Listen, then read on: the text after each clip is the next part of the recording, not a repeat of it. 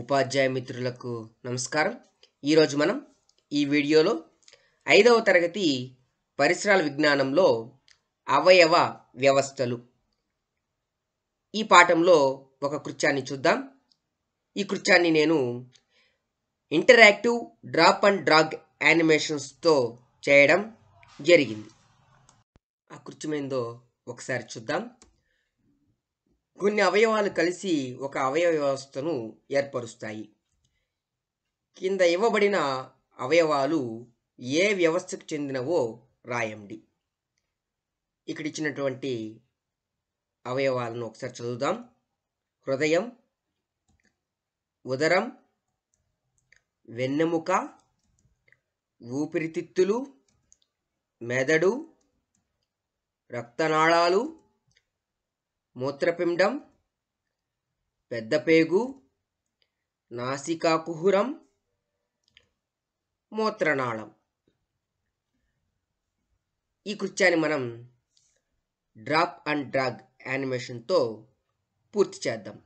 Drop and drag animation అంటే ఇక్కడ ఇచ్చినటువంటి అవయవాలను ఏది టచ్ చేసినా ఆ అవయవ వ్యవస్థకు పోయి చేరుతుంది.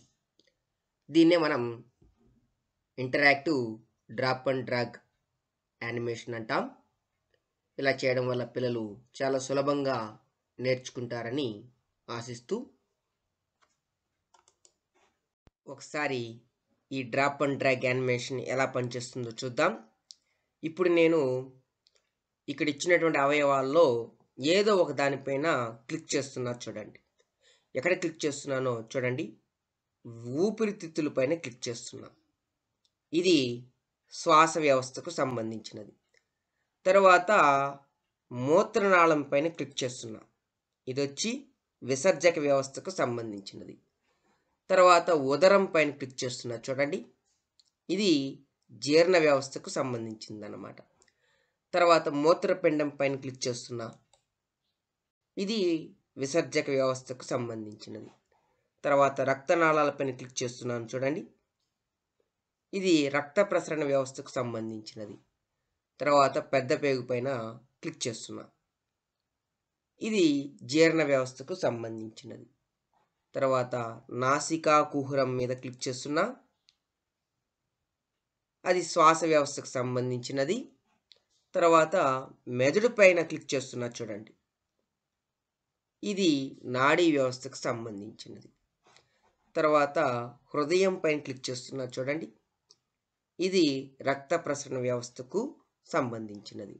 తర్వాత వెన్నెముక, దీనిపైన క్లిక్ చేస్తున్నా చూడండి. ఇది నాడీ వ్యవస్థకు సంబంధించినది. ఇలా మనం ఎన్నిసార్లు అయినా ఈ అవయవాలపైన క్లిక్ చేసినప్పుడు అవి వాటి వ్యవస్థలకు వెళ్ళి చేరుతాయి. ఇలా చేయడం వల్ల ఇది ఇంటరాక్టివ్తో కూడుకున్నది కాబట్టి పిల్లలు చాలా చక్కగా నేర్చుకోవడానికి అవకాశం ఉంటుంది.